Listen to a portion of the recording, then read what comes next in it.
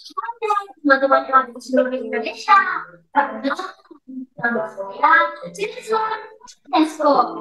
Kali ini aku akan menceritakan kisah asal usul burung walet. Kisah ini diambil dari folklore Tulen dan dibuat ulang oleh Rina Indiana. Kelebihan saya lebih memerlukan ini untuk mengenal Mungkin bisa minta bantuan kearifan Dinding budaya ya Teh Putri. Tulen. Ikut kisahnya. Di Pulau Jawa ada sebuah kerajaan yang bernama Kartasura. Rakyatnya hidup damai dan bahagia karena dipimpin oleh raja dan permaisuri yang baik serta bijaksana. Namun, suatu ketika ketentraman di kerajaan Kartasura sirna begitu sang permaisuri jatuh sakit. Bertahun-tahun menderita hingga sang raja mati akan bermaisuri. Duhai permaisuri, apa yang harus aku lakukan untuk menyembuhkan penyakitmu? Wahai rajaku, pergilah rakyat membutuhkanmu. Tidak, tidak mungkin aku bisa memimpin kerajaan ini tanpamu, permaisuri. Maafkanlah hatimu, rajaku. Pergilah ke istana. Raja tidak dapat memimpin kerajaan atas yang dengan baik. Pemerintahan berjalan seperti tanpa arah. Kehidupan masyarakat dibayangi oleh kecemasan. Melihat keadaan yang semakin buruk, penasehat istana pun memberikan saran kepada sang raja. Aku menjadi aku mencarikan saya dari saran untuk kesembuhan permaisuri. Ya, wahai penasehat, katakanlah saranmu. Jadi begini, Paduka. Saya sangat praduga untuk pada menjadi penyakit sakti. Dan mohonlah kepada Tuhan untuk diberi petunjuk. Bukan penyakit yang diderita permaisuri. Juga kamu. Berikan aku akan mencari tempat yang sakti untuk bertapa. Raja pun pergi untuk bertapa. Setelah menemukan tempat yang sakti untuk bertapa, Raja pun mulai banyak sekali godaan-godaan yang mendatangi untuk menggagalkan pertapaannya. Wahai manusia, kamu masih sangat baru kan?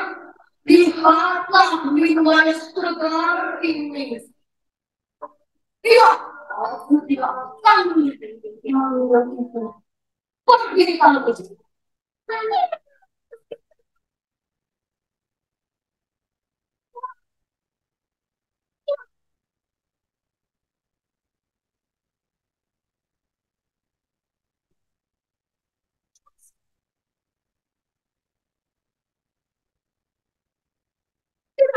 Pergi kamu.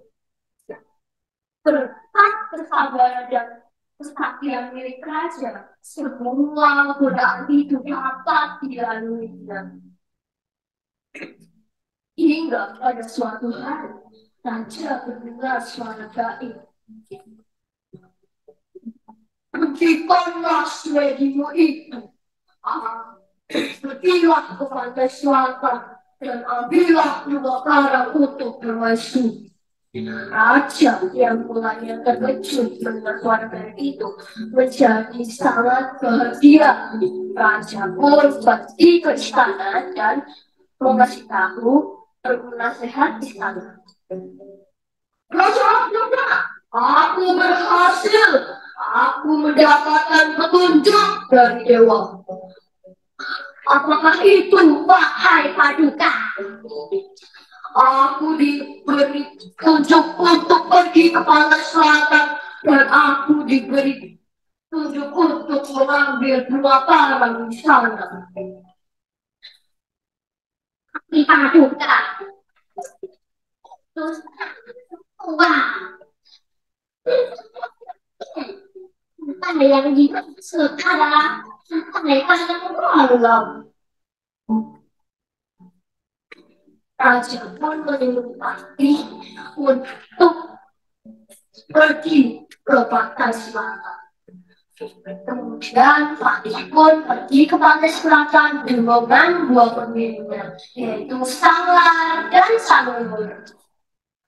Setelah perjalanan yang cukup lama, akhirnya mereka pun sampai di pantai selatan. Wah, tapi sepertinya kita sudah ada di pantai, sudah ada di pantai Karangbolong. Ini ombaknya dan udara juga datang. Oh, benar. Oh, berarti lihat sepertinya itu ada bunga. Oh, iya kan? Oh, mari kita lihat ke dalam. Wow, wow. Tapi baiknya kita bertanya kita ini. Wah, ya baik. Mari bertapa. Setelah Patih bertapa, beberapa hari Patih bertapa, ada suatu seorang. Oh itu.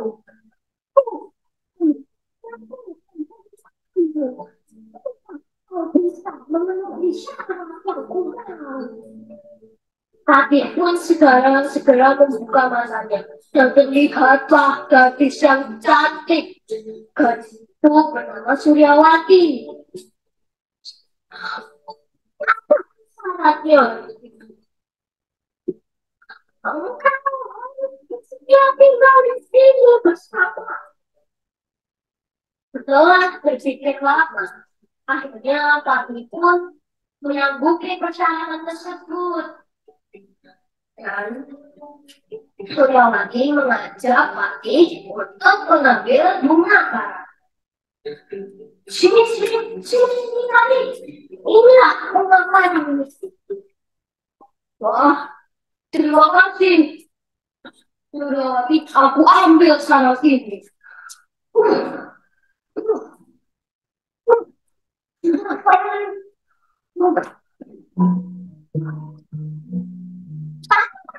Sebaiknya kita kerja. Oh, benar. Ayo, kita.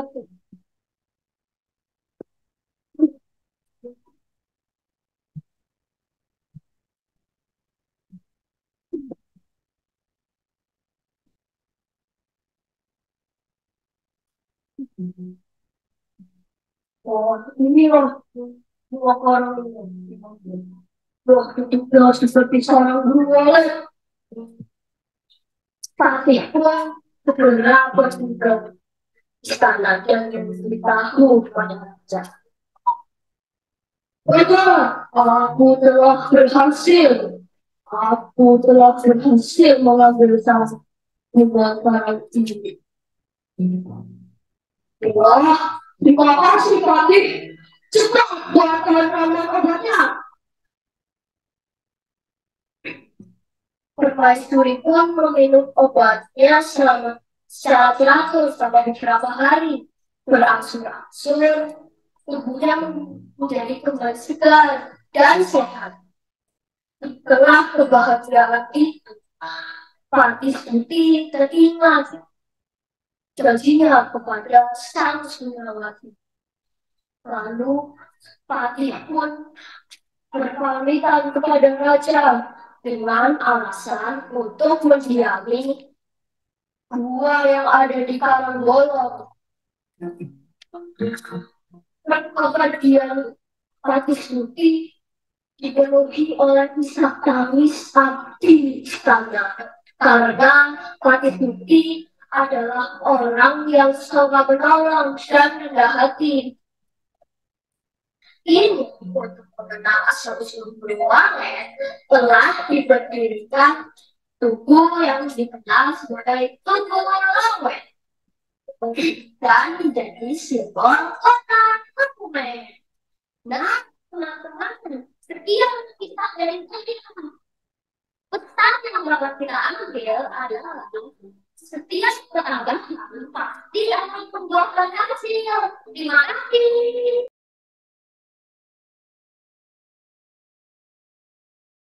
Hello, ladies and gentlemen.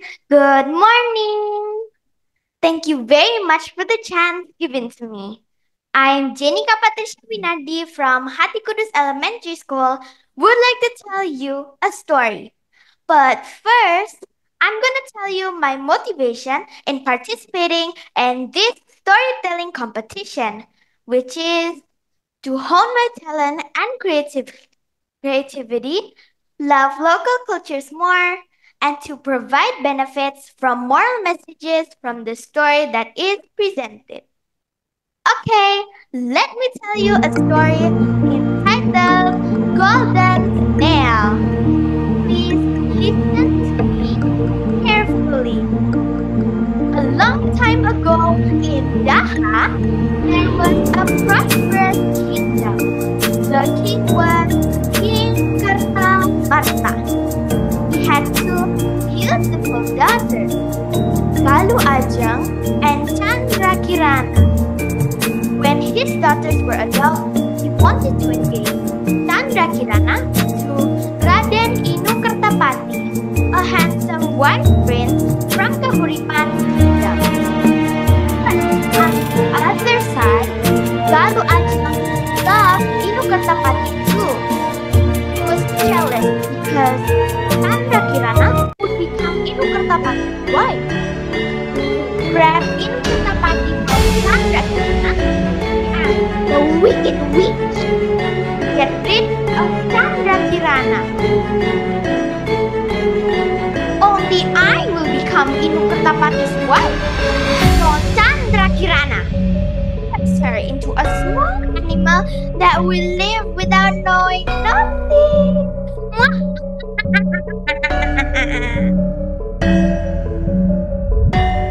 Don't worry, princess. You will get whatever you want. I can do everything. One day, when Chandra Kirana was walking down the shore, the witch appeared.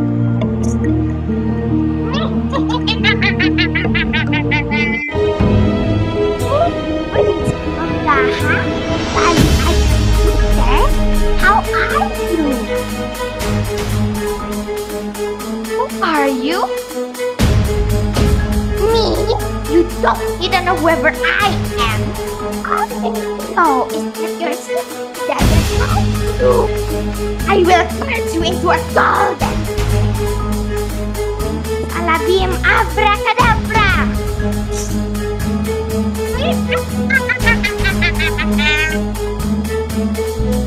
How is Chandra Kirana was turned into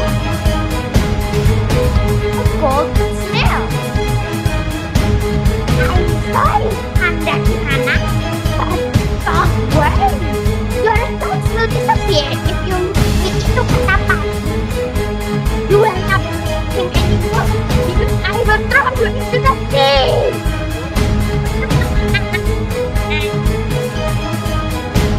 One day, an old woman caught a fish in her net. Unpredictably, the golden snail was tangled in her net. So she took it and brought it home to her hut at Dadapan village. One day, after coming home from catching fish, the golden snail turned into a beautiful girl and she cooked while singing happily.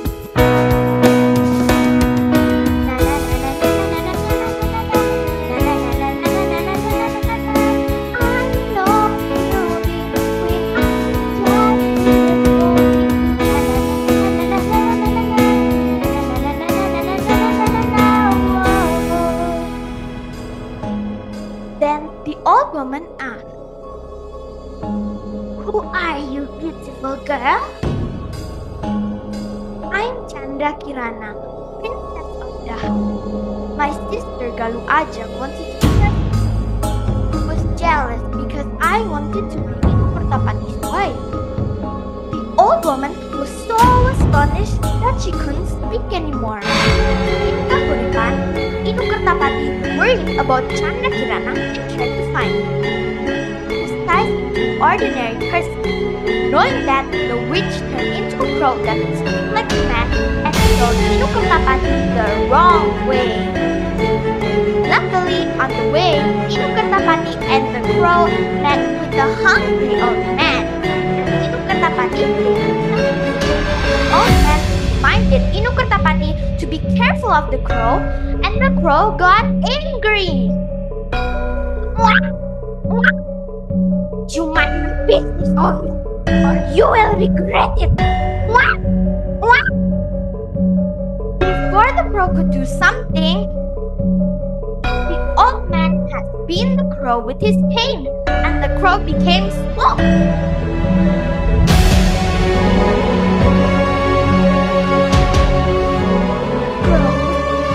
The witch and would hurt you.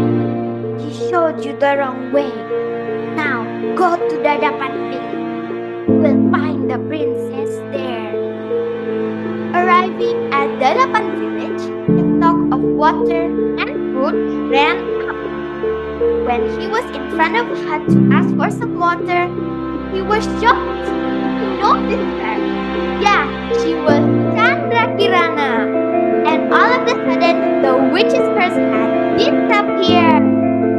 So, Inukertapati brought Chandra Kirana and the old woman back to Daha Palace.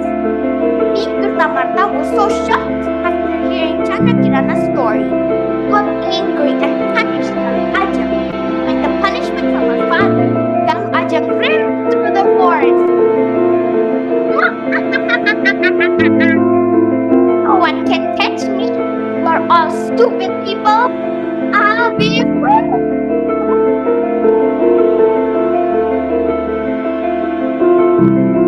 It realized that her feet had stumbled on the floor. She fell into the valley and died in suffering. At the palace, Inukertapati married Chandra Kirana, and they lived happily ever after. The end. So, from this story, we can all learn that jealousy can destroy lives. Well, ladies and gentlemen, that is all about the story. Thank you very much for all of your attention and have a great day.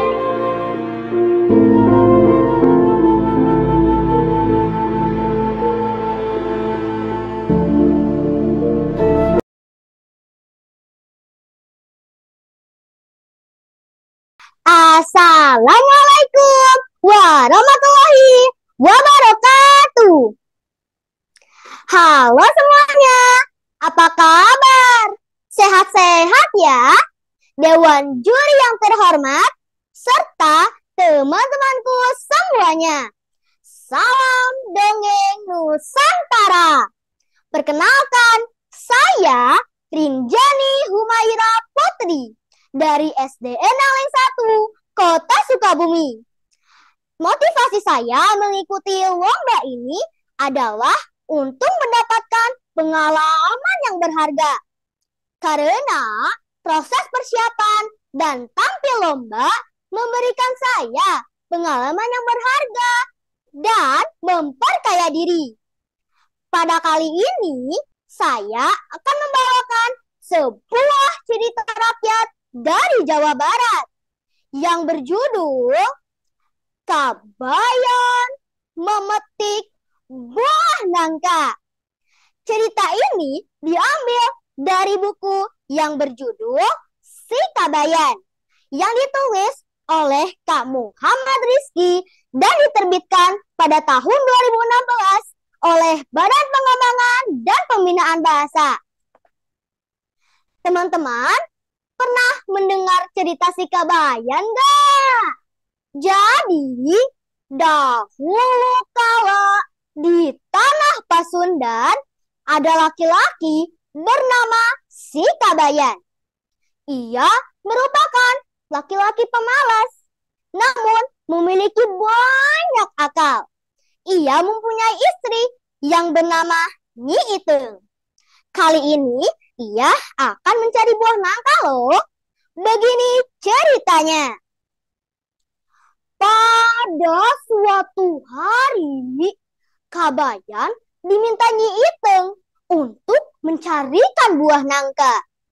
Karena ia sedang mengidam, ingin memakan buah nangka. Rupanya, Itung sedang hamil muda. Berangkatlah Kabayan mencari buah nangka. Setelah berjalan mencari-cari, akhirnya Kabayan menemukan pohon nangka. Kabayan pun segera memanjat pohon tersebut dan mengambilnya. Tapi tiba-tiba ada pemilik kebun datang.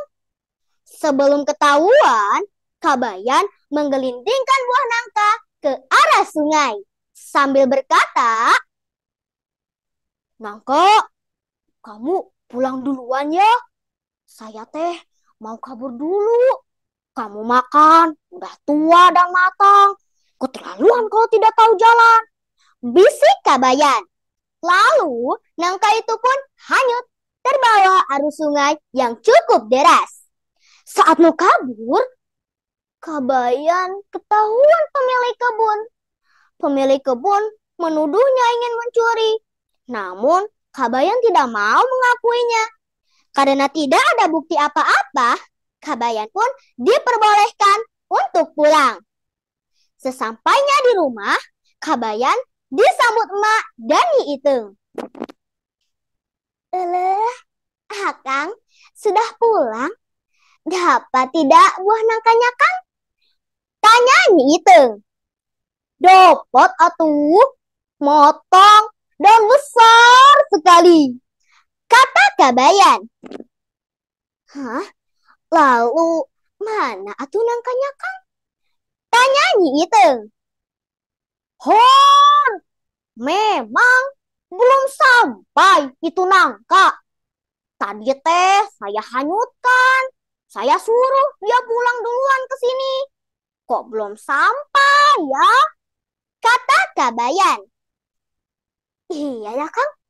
Mengapa nangka itu tidak tahu jalan ke sini? Nyi Itung ikut heran. Kabayan. Kamu teh nangka kan tidak bisa pulang sendiri. Nangka kan bukan manusia. Tidak dewasa pisan. Tukas emak kesal. Lalu Kabayan mengajak Nyi Itung ke tepi kali di pinggir rumahnya. Mereka menunggu sambil berjongkok. Namun buah nangka yang ditunggu-tunggu tidak datang juga. Lalu lewatlah Abah, Pak RT, dan Bu RT. Bu RT menunjukkan buah nangka yang ia temukan. Kabayan pun langsung mengakui bahwa buah nangka itu adalah miliknya. Di saat suasana seperti itu, datanglah Nyi Endit dan Pak Endit. Wajah Kabayan tampak agak pucat. Waduh, yang punya buah nangka datang. Bisa gawat atuh, gumam Kabayan. Setelah mendekati kerumunan, Nyi Endit pun mengakui bahwa buah nangka itu adalah miliknya. Astagfirullah, Akang teh mencuri buah nangka. Teriak Nyi Itung. Kamu teh udah bikin malu orang tua saja, Kabayan. Dasar si borokoho. Abah membentak. Tenang dulu atuh. Sabar. Kabayan mah atuh tidak mencuri. Hanya memetik, kata Kabayan. Mengetahui siapa pencurinya, Pak Endit pun marah. Tetapi tiba-tiba Nyi Itung menangis sesugukan. Ini salahnya yang sedang mengidam buah nangka. Mendengar hal itu, Nyi Endit pun Terenyuh hatinya. Ia dapat merasakan orang yang mengidam. Lalu dia berikanlah buah nangka itu kepada Nyi Iteng. Nyi Iteng merasa sangat senang dan mengucapkan terima kasih dengan mata berkaca-kaca bahagia. Nah, begitulah ceritanya teman-teman. Seru kan?